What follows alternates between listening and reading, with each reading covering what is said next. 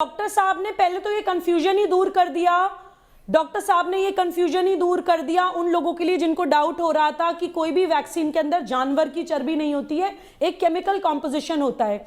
दूसरा कंफ्यूजन दूर कर दिया मुफ्ती वजाहत जी ने, बहुत सम्मान करती हूं मैं उनका, रैशनल बात करते हैं कि इस्लाम के बिलीफ के हिसाब से अगर आपकी जान खतरे में है तो आप पिग का मीट यानी सुअर का गोश्त भी खा सकते हैं। ह्यूमन सर्वाइवल सबसे पहले इंपॉर्टेंट है। तो इन दोनों ही बातों से ये थ्योरी इनकी बिल्कुल हट जाती है, लेकिन फिर भी ये लोग वैक्सीन का विरोध कर रहे हैं। मैं आज आपके चैनल पे एक्सपोज करती हूं कि क्यों। देखिए एक उदाहरण दीपर जी, तो आप उसको एक एग्जाम्पल मांग लीजिए। ये पैटर्न है, कभी फोटो खिंचाना हराम हो जाता है, पोलियो की दवा लेना हराम हो जाता है, music, dance, art, culture follow करना हराम होता है। मैं लेडीज हूं, लड़कियों को, महिलाओं को बाल खोलना, लिपस्टिक लगाना हराम हो जाता है, मतलब लाउड स्पीकर कभी हराम हो जाता है। इन लोगों के हिसाब से हराम हलाल की इतनी लंबी लिस्ट है। उसका लॉजिक मैं बताती हूँ दीपक जी।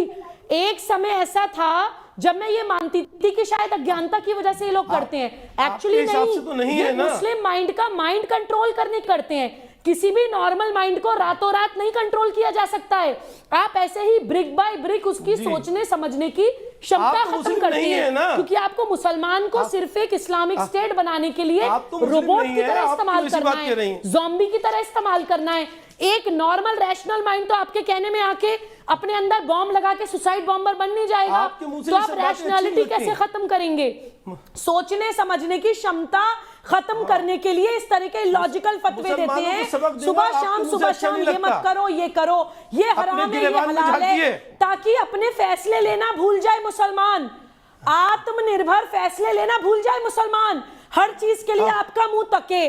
दीपक जी ये छोटे छोटे एग्जाम्स होते हैं, जो फतवे होते हैं ना, नौकरी का सवाल है, एग्जाम जो होता है ना, बॉम्ब लगा के सुसाइड बॉम्बर बनाने वाला, उससे पहले ये छोटे छोटे एग्जाम्स होते हैं ये टेस्ट करने के लिए कि देखो कितना कंट्रोल है हमारा मुसलमान माइंड पे, देखते हैं कितना ब्रेन वॉश कर लिया, देखते हैं कितना काबू कर लिया। This is the reason. Islamic jurisprudence के हिसाब से फतवे की तो कोई लीगल सैंक्टिटी नहीं है। फतवा क्या है?